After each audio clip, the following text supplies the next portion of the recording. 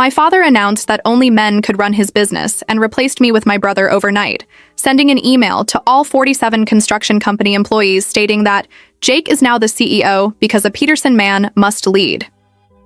I had just closed an $8 million contract with the City Hall to build the new hospital, a negotiation that took 6 months, but my father said my brother would receive the credits because clients don't respect women in charge.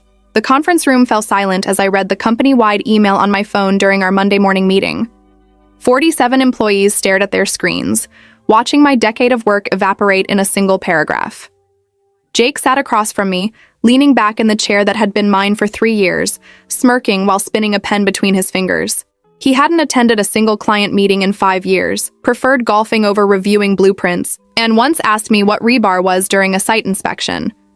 My father stood at the head of the table, arms crossed, waiting for my reaction like this was some test of feminine composure. I set my phone down carefully, the screen still glowing with his words, and watched Jake's smirk widen. He thought he'd won. Around the table, senior project managers avoided eye contact. Tom Harrison, who'd worked alongside me on the hospital bid, stared at his coffee cup. Elena Rodriguez, our chief architect, gripped her pen so hard her knuckles whitened. These people knew the truth. They'd watched me arrive at 5 a.m. to review contractor bids, seen me negotiate supply costs down by 18%, attended the presentations where I'd convinced city council members that Peterson Construction could deliver quality ahead of schedule. They'd also watched Jake stumble into the office at noon, reeking of whiskey, miss critical deadlines, and blame his failures on everyone else. But none of them would speak. Not with my father standing there, radiating the same stubborn pride that had built this company from nothing 40 years ago, and now threatened to destroy it. I was Thomas Peterson's daughter, the child who'd spent weekends on construction sites since age 7, who'd earned a civil engineering degree while Jake partied through a business major he never finished, who'd increased company revenue by 42% in 3 years. My father had promised me the company. He'd said those exact words the day I brought him the hospital contract. "This is your legacy now, Sarah. You've earned it." That was 6 days ago. Then he'd had dinner with his brother Marcus, my uncle who still thought women belonged in kitchens. And everything changed. The email arrived Sunday night. No phone call, no conversation, just cold corporate language stripping away my title, my authority, my future. Jake cleared his throat, breaking the silence. "So, Sarah, since you're now senior project manager again," he paused, savoring the demotion, "I'll need you to walk me through all active contracts. Start with that hospital thing you were working on, that hospital thing. The project that would cement Peterson Construction as the premier builder in the state. The contract I'd structured with performance incentives that would bring in an additional $2 million if we finished early. The deal that required navigating environmental regulations, union negotiations, and 3 city departments." Jake didn't even know the client's name. I smiled at him. Actually smiled. The expression felt strange on my face, but I held it while reaching into my briefcase. "Of course, Jake. I prepared a complete transition folder for you." I slid a thick binder across the table. Every active project, every client contact, every pending decision. You'll find it all thoroughly documented. My father's eyes narrowed slightly. He'd expected tears, or rage, or pleading. Instead, I was cooperating. Jake grabbed the binder without looking at it, too busy basking in his new authority. He had no idea that binder contained only surface information, the kind of details any competent CEO could find in our project management software. The real knowledge, the relationships I'd built, the handshake agreements that made projects run smoothly, the promises I'd made about quality and timeline, those existed in my memory and in the trust I'd earned. Trust that evaporated the moment my father's email declared a Peterson man was in charge. "Glad you're being professional about this, sweetheart," my father said, using the diminutive he knew I hated. "Shows maturity." I gathered my things slowly, deliberately. Let them think I was defeated. Let them believe this was over. I'd spent 10 years learning every aspect of this business, including the parts my father thought I didn't notice. The shortcuts Jake took on the Riverside project that resulted in foundation cracks we'd quietly repaired. The bribes my uncle Marcus had paid to inspectors before I'd cleaned up our practices. The second set of books my father kept in his office safe, the ones that showed exactly how much profit he'd skimmed from certain projects. I knew where every body was buried. Literally and figuratively. Peterson Construction had built its reputation on my work, but it had survived on secrets I'd spent years cataloging, waiting for the day I might need leverage. That day had arrived sooner than expected. As I walked toward the door, Elena caught my eye. She looked devastated, like she wanted to say something. I shook my head slightly. Not yet. Tom Harrison's jaw was clenched, his face red with suppressed anger. He'd turned down a position at Morrison Brothers Construction to stay with me, believing in the future I'd promised. Now he was watching it disintegrate. I'd need him soon, but first I needed everyone to believe I'd accepted defeat. "Sarah," my father called as I reached the door. "You'll still have an office. Just move your things to the one by the supply closet. Jake needs the executive suite. The office by the supply closet. 10 feet by 12 feet. No windows. Smelling perpetually of paint thinner and drywall dust. The office where we'd put the summer intern last year." I turned back, still smiling. "Perfect. I'll move this afternoon." Jake laughed, actually laughed, as if my humiliation was the funniest thing he'd witnessed. My father nodded approvingly, satisfied that his daughter knew her place. Neither of them noticed Elena's sudden sharp intake of breath, or how Tom Harrison's hand had moved to his phone under the table. They couldn't see what was beginning, the cracks forming in the foundation they'd just poured. I'd built this company's reputation one careful decision at a time. I could dismantle it just as methodically. The hospital contract was scheduled to break ground in 30 days. The city was counting on us. The architectural plans were approved, the permits secured, the subcontractors lined up. Everything was ready for a flawless execution that would showcase Peterson Construction's capabilities and open doors to projects 3 times larger. Mayor Davidson had personally shaken my hand, telling me this would be my moment, that everyone was watching to see if we could deliver what I'd promised. Jake couldn't manage a lemonade stand, let alone coordinate an $8 million construction project. And I wasn't going to help him learn. Let the Peterson man lead. Let's see how far he gets before everything collapses. I moved my belongings to the storage closet office that afternoon, carrying boxes past employees who suddenly found their computer screens fascinating. The space was exactly as degrading as intended. A metal desk with one wobbly leg, a filing cabinet that wouldn't lock, fluorescent lighting that hummed like angry wasps. My father wanted me to quit. He'd made that clear when he'd handed me the new organizational chart showing Jake's name in the bold font at the top, mine buried 3 levels down. I wasn't quitting. I unpacked slowly, arranging files with deliberate precision. The company directory went in the top drawer. My personal notebook, the one containing 10 years of observations, went in the locked briefcase under the desk. My laptop connected to the company server using the senior project manager credentials I still possessed. Nobody had thought to revoke my access to anything. Why would they? I was cooperating, being professional, accepting my demotion with grace. Jake's first executive decision arrived via email 30 minutes later. "Team meeting tomorrow, 9 a.m. All senior staff required. We're going to discuss my vision for the hospital project." His vision. The man who'd asked me last month what a load-bearing wall was now had a vision. Elena appeared in my doorway, closing the door behind her. "This is insane, Sarah. You know Jake can't handle the hospital project. The concrete pour alone requires coordinating 6 different contractors across 4 phases. He doesn't even understand the timeline." "I know." I continued organizing papers, not looking up. "So what are we supposed to do?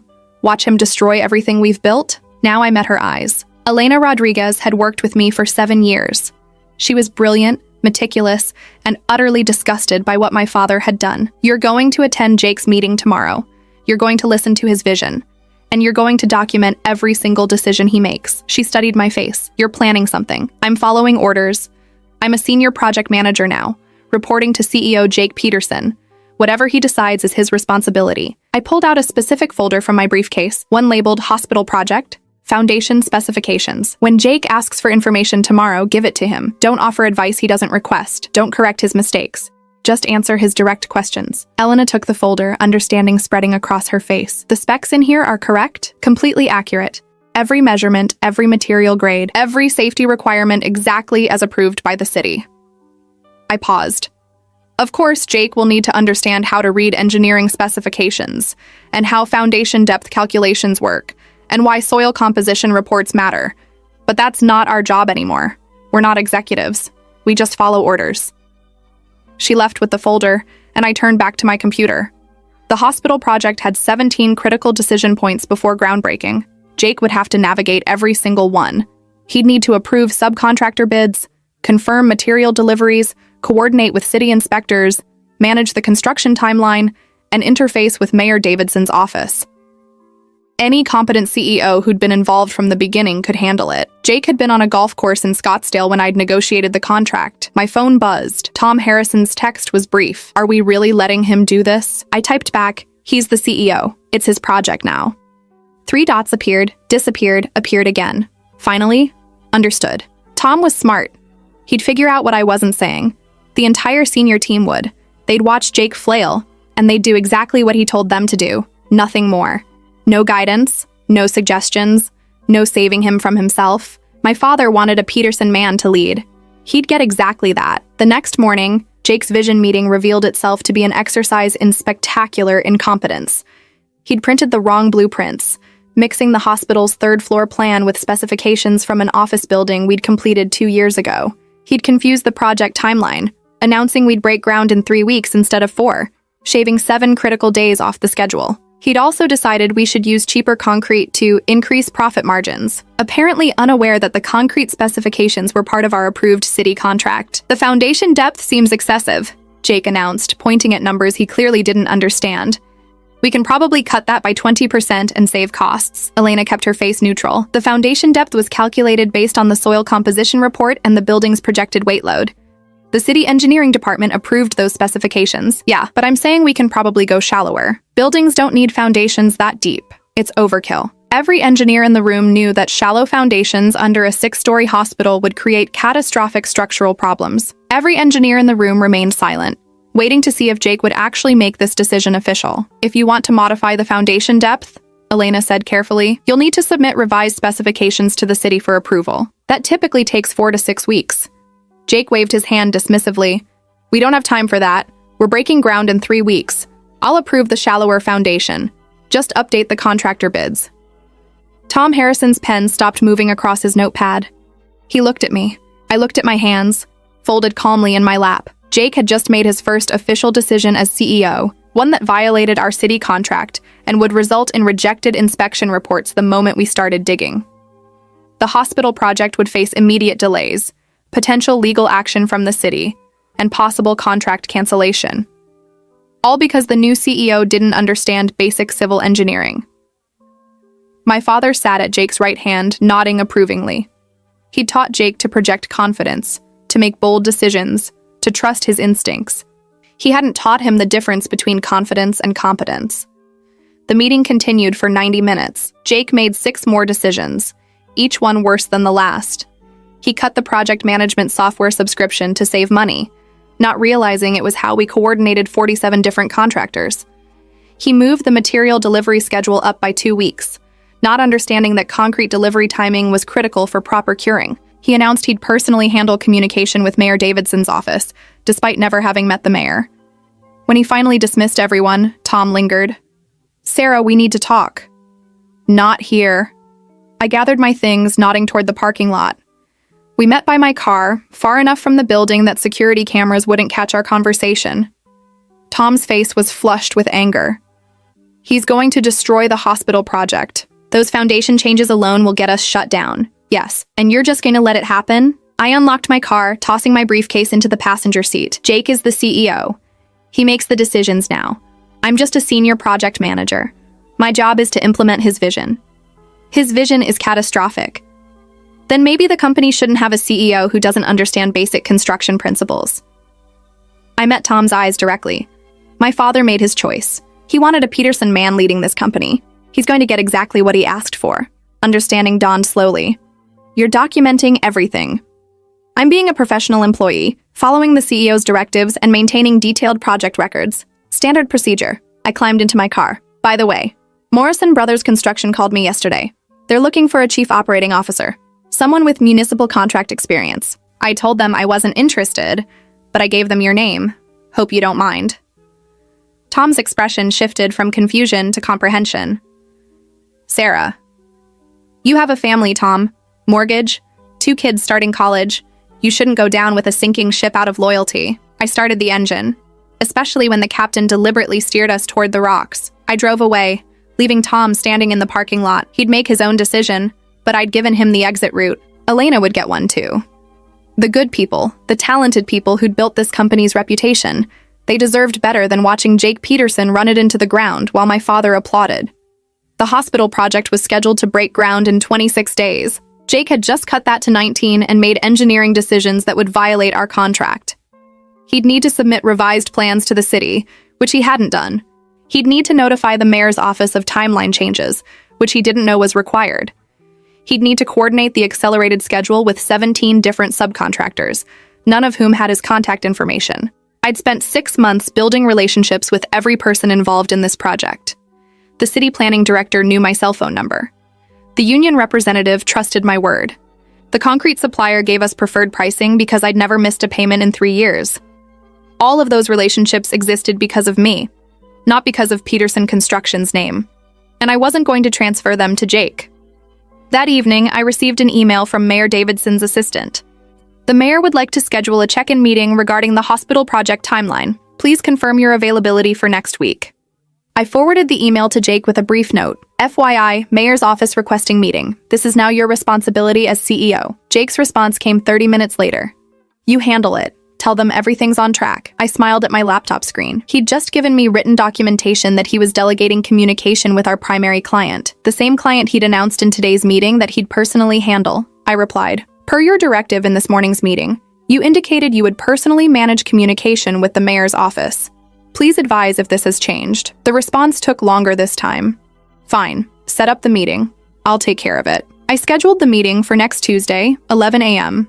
Jake would meet Mayor Davidson for the first time, having never reviewed the contract details, never attended any of the 6 preliminary meetings, never learned what specific outcomes the mayor had emphasized. He'd walk into that meeting blind, representing an $8 million project he didn't understand, discussing engineering specifications he couldn't explain. Meanwhile, I'd be in my storage closet office, maintaining detailed records of every decision, every directive, every failure. My father wanted a Peterson man to lead. Perfect. Let him lead us straight off the cliff. I'd be there to document the fall, provide evidence to our insurance company, and ensure everyone knew exactly who was responsible when everything collapsed. Jake's meeting with Mayor Davidson lasted 17 minutes before complete disaster struck. I knew because Elena texted me from outside the mayor's office where she'd gone as the technical support Jake had demanded that morning. Her message was brief. He called the mayor Mike and asked if we could use cheaper materials to maximize taxpayer value. Mayor's face went purple. Mayor Davidson's full name was Michelle Davidson, a detail anyone who'd read the contract would know. She was also intensely protective of the hospital project, having campaigned on improving healthcare infrastructure. Suggesting cheaper materials for a public hospital was like suggesting we poison the water supply. The fallout arrived 2 hours later via certified letter to the company. Mayor Davidson's office was formally requesting a comprehensive review of all Peterson construction qualifications and project plans before proceeding with groundbreaking. The letter specifically mentioned concerning gaps in executive leadership's understanding of contracted specifications and troubling suggestions regarding material quality compromises. My father stormed into Jake's office, his voice carrying through the walls. What the hell did you say to Mayor Davidson? I was trying to save money. Show fiscal responsibility. You insulted her intelligence and questioned her project. We have a signed contract. Well, Sarah should have briefed me better. The blame landed exactly where I'd expected. My father appeared in my closet office doorway 3 minutes later, face red, jaw clenched. Sarah, you were supposed to prepare Jake for that meeting. I looked up from my computer, where I'd been documenting today's events with timestamps and direct quotes. I wasn't informed I should prepare him. Jake stated in Monday's meeting that he would personally handle communication with the mayor's office. I assumed he was prepared. You knew he wasn't ready. I'm a senior project manager now, not the CEO. Jake makes executive decisions. I implement them. I returned my attention to my screen. If you'd like me to resume my previous responsibilities, perhaps we should discuss modifying the organizational structure. My father's expression shifted between rage and calculation. He wanted to yell, but anything he said would acknowledge he'd made a mistake promoting Jake. Just fix this. Call the mayor's office. Smooth things over. I don't have authority to represent the company in executive communications anymore. That's Jake's responsibility as CEO. I pulled up the email chain. Here's where he confirmed he would personally manage the mayor relationship. I documented it per standard protocol. The silence stretched. My father had built this company through stubbornness and force of will. But he'd never been stupid. He was beginning to understand the corner he'd backed himself into. If he overruled Jake now, it would prove his son was incompetent. If he forced me to fix Jake's mistakes, it would prove I should have kept my position. Either way, his decision to replace me with Jake looked catastrophic. Schedule a meeting with the mayor, he finally said. All 3 of us. Tomorrow. Mayor Davidson's office indicated they need time to review our qualifications. I doubt they'll meet with us tomorrow. I pulled up the official letter. They've requested complete documentation of Jake's experience and education relevant to managing municipal construction projects. Do you want me to compile that information? Another long silence. Jake's experience consisted of a dropped-out business degree and 5 years of showing up late to an office where he played computer solitaire. His education in construction was non-existent. Any documentation would make that painfully obvious to the mayor's office. I'll handle it, my father said finally, retreating. I returned to my documentation. The hospital project was now officially under review, 3 weeks before scheduled groundbreaking. Every day of delay would cost us money in contractor retainer fees and equipment rental. Worse, the mayor's letter had been copied to the city council, meaning Jake's incompetence was now public record. Other municipalities considering Peterson construction for future projects would see it. My phone buzzed with a text from an unknown number. Ms. Peterson, this is Jennifer Morrison from Morrison Brothers Construction. Tom Harrison suggested I reach out. Would you be available for a confidential conversation regarding a potential executive position? Morrison Brothers was our primary competitor, the company that had bid against us for the hospital contract. They'd lost because I'd outmaneuvered them on price and timeline. Now they were offering me a job, and they weren't being subtle about it. They'd seen the mayor's letter. They knew Peterson Construction was imploding. They wanted me to jump ship before the company sank. I didn't respond, not yet, but I saved the message. Elena knocked on my doorframe. Sarah? We have a problem. Jake approved the concrete order using the modified foundation depth specifications. The supplier is confused because those specs don't match our city permits. Did you inform Jake about the discrepancy? I tried. He said I was being difficult and told me to just place the order. I pulled out my notebook, documenting this in detail. Then place the order exactly as Jake specified. Make sure you have his written approval. But Sarah, the city inspectors will reject it immediately. Yes. They will. I met her eyes. And when they do, it will be Jake's decision that caused the rejection, not yours. Document everything, save every email, record every directive he gives you. Elena understood.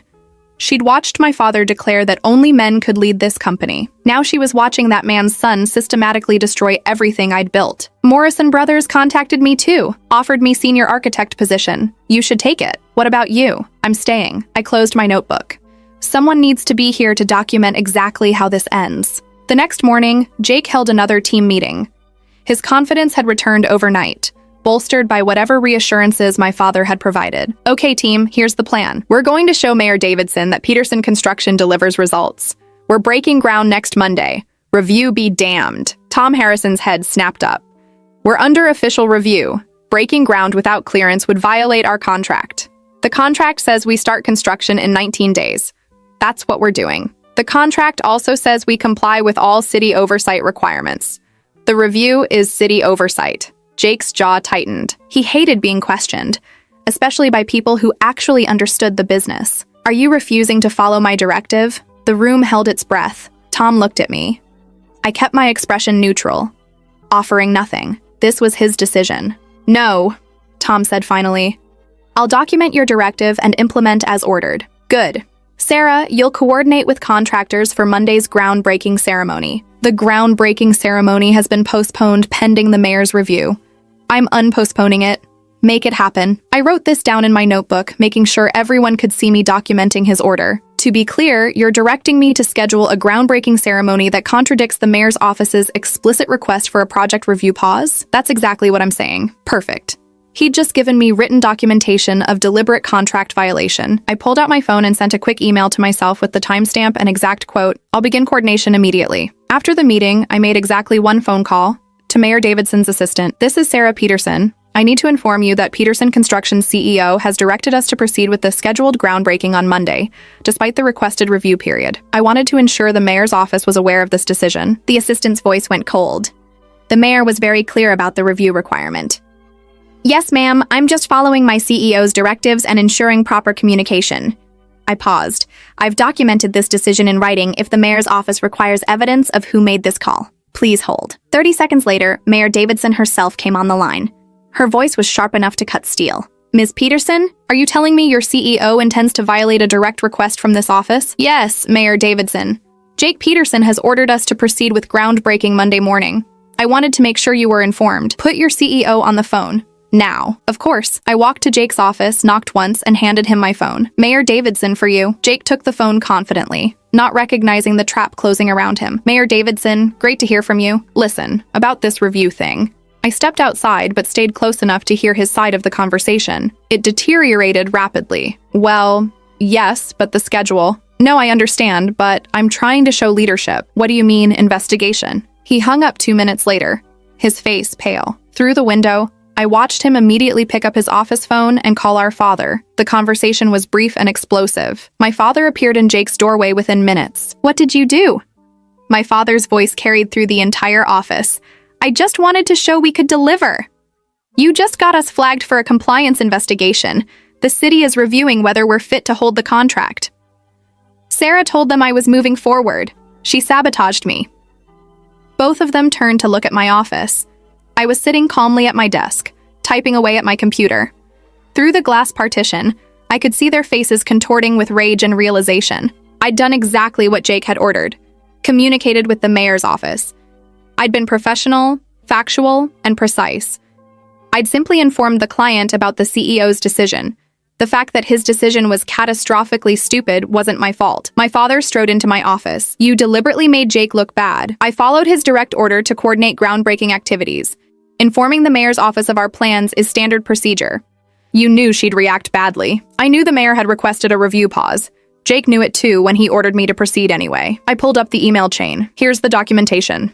Would you like me to forward it to you? My father's hands clenched into fists. For a moment, I thought he might actually hit me. Instead, he leaned across my desk, voice low and dangerous. You're trying to destroy this company. No. I met his eyes without flinching. You did that when you decided a Peterson man should lead it.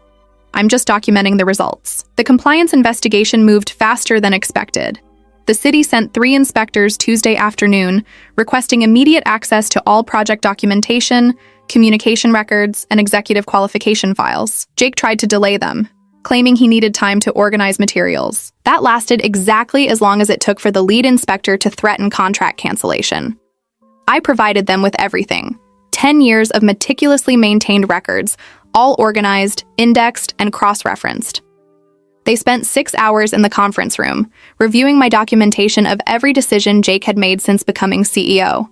The modified foundation specifications, the accelerated timeline, the canceled project management software, the inappropriate comments to Mayor Davidson, his complete lack of relevant experience or education. When they finished, the lead inspector asked to speak with me privately. We met in my storage closet office, him sitting in the single visitor chair while reviewing his notes. Ms. Peterson, these records are remarkably thorough. I believe in proper documentation. I noticed that prior to 2 weeks ago, all project decisions were logged under your name. Then suddenly, everything shifts to Jake Peterson's authority. He looked up, with a corresponding decline in decision quality. Jake was promoted to CEO.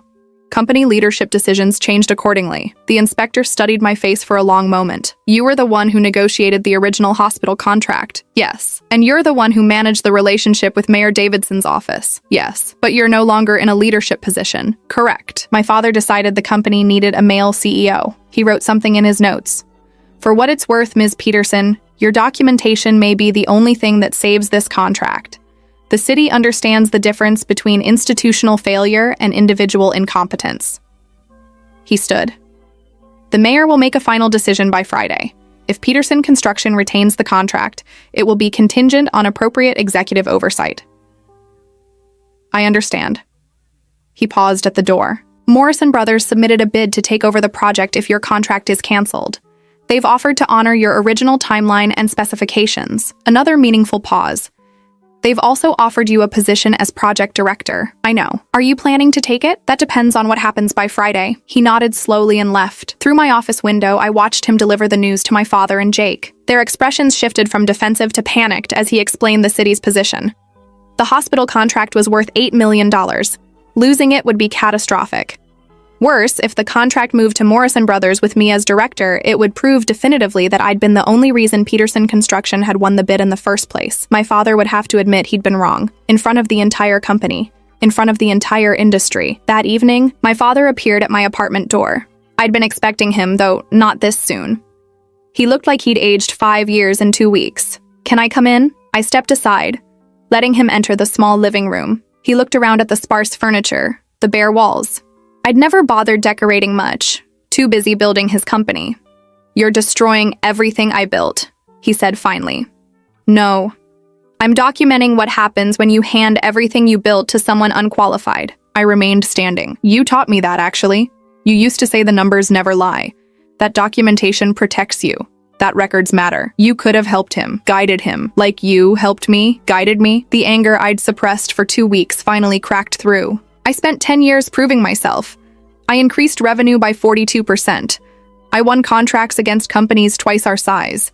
I built relationships across this entire city, and you threw it away because Uncle Marcus said women can't lead. This isn't about Marcus. Then what is it about? Because it's not about competence. It's not about results. It's not about what's best for the company. I pulled out my phone, showing him Morrison Brothers' offer. "I have a better job waiting. More money, more authority, no glass ceiling. The only reason I'm still here is to make sure everyone knows exactly what you did." My father's face reddened. "So this is revenge?" "No, this is consequences." I pocketed my phone. "You made a choice. Jake is the CEO because he's a Peterson man. Now live with it. The city is going to cancel our contract. Probably. The company will lose millions. Definitely. Other clients will hear about it. We'll lose future bids. Without question." I finally sat down, suddenly exhausted. "You built something great, Dad. You really did, but you destroyed it the moment you decided your daughter wasn't good enough because she wasn't your son." He sat down across from me, looking older than I'd ever seen him. I thought I was doing the right thing, keeping it in the family. Peterson men have run this company for 40 years, and in 2 weeks, a Peterson man ran it into the ground. We sat in silence. Outside, Portland's evening traffic hummed past. Somewhere in this city, Mayor Davidson was reviewing the inspector's report, making the decision that would determine Peterson Construction's future. Morrison Brothers was probably already preparing their takeover bid. Tom Harrison was updating his resume. Elena was packing her office. "If I make you CEO again," my father said quietly, "will you stay?" I'd been waiting for this. The desperate offer, the last-minute reversal. 2 weeks ago, I would have taken it immediately. Now, I just felt tired. And how long until the next time? Until another client questions having a woman in charge? Until Uncle Marcus whispers in your ear again? I shook my head. "You can't unring this bell, Dad. Everyone knows now. They know you don't believe in me. They know you'll throw me aside the moment it's convenient. That's not, it is. And we both know it." I stood up, walking to the door. "Morrison Brothers believes in me. They're offering me full authority, equity stake, and public credit for my work. Why would I stay with a company where my own father doesn't trust me?" He stood slowly, understanding that he'd lost. Not just the hospital contract, not just the company's reputation, but his daughter. "Sarah, please. The city will make their decision Friday. Whatever happens, happens." I opened the door. "You wanted a Peterson man to lead. Congratulations. I hope it was worth it." He left without another word. I closed the door and leaned against it, finally allowing myself to feel the weight of the last 2 weeks. I'd systematically documented my brother's failure, knowing it would likely destroy the company my father had built. I'd maneuvered and manipulated and waited for Jake to hang himself with his own incompetence. I'd orchestrated this entire collapse with the precision I used to bring to construction projects, and I felt no guilt whatsoever. Friday arrived with gray Portland rain and an email from the city at 9 a.m. sharp. Peterson Construction's contract for the hospital project was officially terminated, effective immediately. The termination letter cited fundamental failures in executive competence, violations of communication protocols, and inability to demonstrate qualified project leadership. It was copied to every city department, the city council, and would be public record. Morrison Brothers Construction was awarded the contract within 2 hours, with an addendum noting that Sarah Peterson would serve as project director with full authority over execution. I drafted my resignation letter while sitting in my storage closet office one last time. 2 sentences. Effective immediately, I am resigning from Peterson Construction. Thank you for the opportunity. I printed it, signed it, and walked it to my father's office. He was sitting at his desk, staring at the termination letter on his computer screen. Jake stood by the window looking shell-shocked. They both turned when I entered. "The hospital contract is gone," my father said flatly. "Yes. And you're taking it with you." I placed my resignation letter on his desk. "Morrison Brothers is taking it. I'm just doing what I've always done, managing construction projects competently." Jake finally found his voice. "You sabotaged us. You made me look bad on purpose. I turned to him slowly. I did exactly what you told me to do. Every single decision was yours. Every disaster was your directive. I just documented it. I smiled without warmth. You wanted to be CEO. You got to be CEO. This is what happens when an unqualified person leads a company. You could have helped me. Why? So you could take credit like you took credit for the hospital contract I negotiated? I shook my head. You wanted the title. You got it. I hope it was everything you dreamed. My father stood up. Sarah, this will destroy us. Yes, it will. I picked up my briefcase, taking one last look at the office where I'd spent so many hours planning, negotiating, building.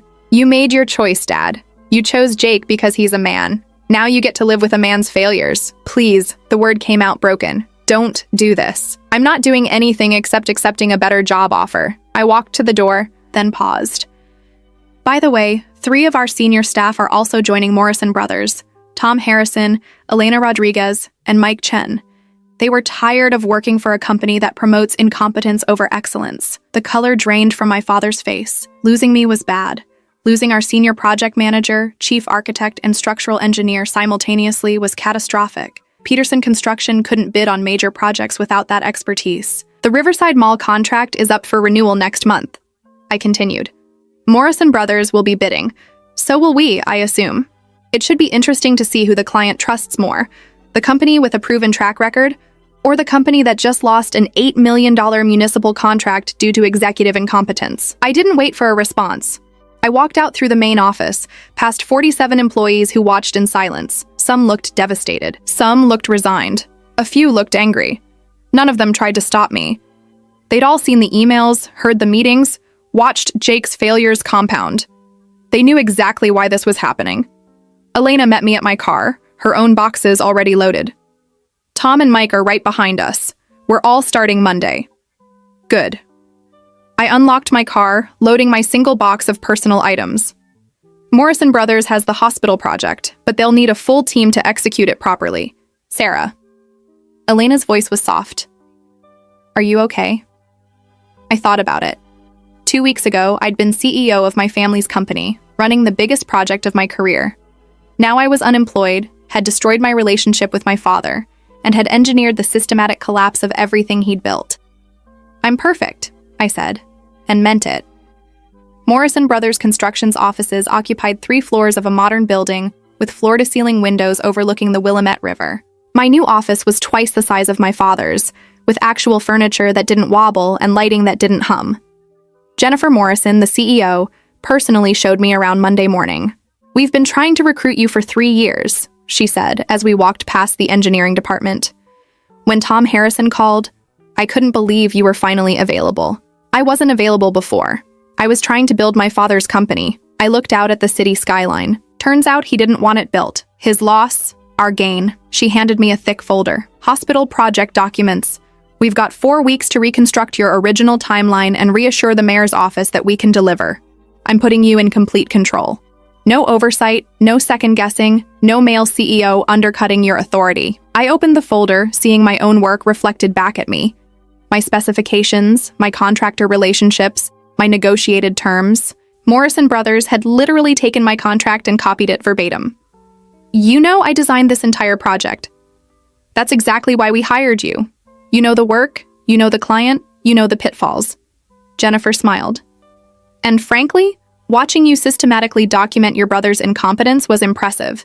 Those records you provided to the city inspectors were masterful. I believe in thorough documentation. So, I've heard. She leaned against the window frame. Peterson Construction is already facing lawsuits from 2 subcontractors who are demanding payment for work your brother canceled. Apparently, he didn't understand contract law. Jake didn't understand much of anything. The industry is talking. Everyone knows what happened. Your father's reputation is destroyed. She paused. Does that bother you? I thought about my father's face when I'd handed him my resignation. The shock. The betrayal.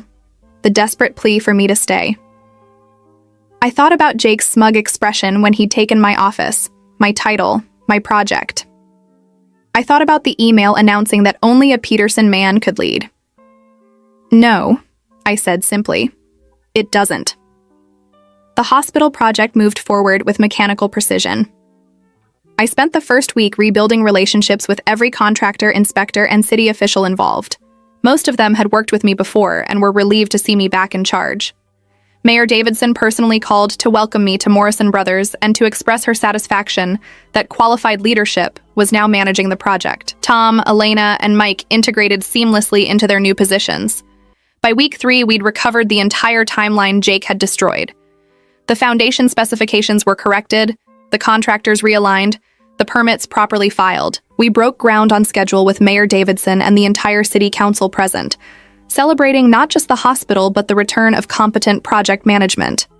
The local business journal ran a feature story, Sarah Peterson's Second Chance, How One Woman's Determination Saved the Portland Hospital Project. The article detailed everything: my father's decision to replace me with Jake, Jake's systematic failures, the contract cancellation, my move to Morrison Brothers. My father refused to comment. Jake couldn't be reached. Peterson Construction's office building had a for lease sign 6 weeks after I left. My father called me once during that time. It was late evening, 3 months after I'd walked out. "The company is bankrupt," he said without preamble. "I know, it's public record." "Jake." His voice cracked. "Jake moved to Arizona, said he can't show his face here anymore. Probably smart. Sarah, Long pause. "I was wrong." "Yes, you were. Can you forgive me?" I looked out my apartment window at the Portland skyline, at the city where I'd spent a decade building a reputation that my father had tried to strip away. "I don't know, Dad. Can you forgive yourself for throwing away something great because of pride and prejudice?" He didn't answer. The silence stretched until he finally hung up. I didn't call back. The hospital project finished 2 months ahead of schedule and $400,000 under budget. Mayor Davidson held a ribbon-cutting ceremony with full media coverage. Jennifer Morrison gave a speech crediting the success to exceptional project leadership and engineering excellence. When the mayor asked me to say a few words, I kept it brief. This hospital represents what's possible when qualified people are trusted to do their jobs, when expertise matters more than gender, when competence is valued over tradition. I looked directly at the camera, knowing my father was probably watching. I'm grateful to Morrison Brothers for giving me the opportunity to prove what I've always known, that I'm exactly as capable as I always said I was. The applause was deafening. That evening, Tom, Elena, Mike, and I celebrated at a downtown restaurant. We toasted to the project's success, to new beginnings, to working for a company that valued talent. "Your father showed up at the office last week," Tom said quietly. "Asked if we were hiring. Said he had 40 years of construction experience." I set down my glass. "What did Jennifer say?" "She told him we only hire qualified candidates." Tom grinned. "Then she suggested he ask his son for a reference." I laughed, actually laughed for the first time in months. The image of my father, the man who'd built an empire through sheer stubbornness, being told he wasn't qualified by the company his daughter now helped lead, was too perfect. "What happened to him?" Elena asked. "After the bankruptcy?" "Last I heard, he's working as a site supervisor for a small residential contractor. Union job, hourly wage."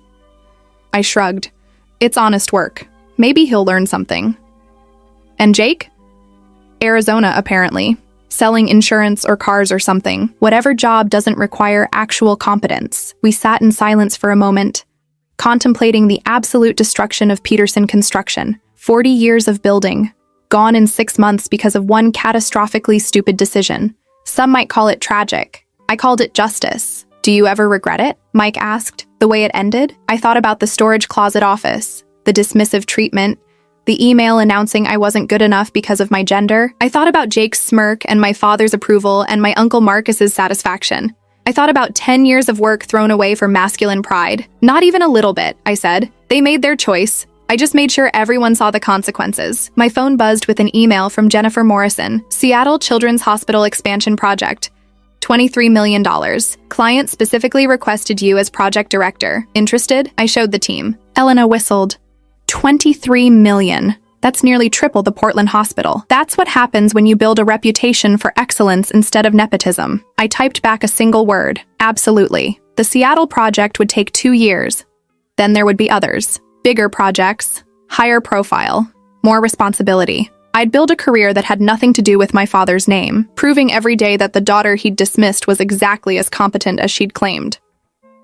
Meanwhile, Peterson Construction's bankruptcy would serve as a cautionary tale in business schools. My father's decision to replace qualified leadership with gendered nepotism would be analyzed in management classes. Jake's failures would be case studies in the importance of expertise.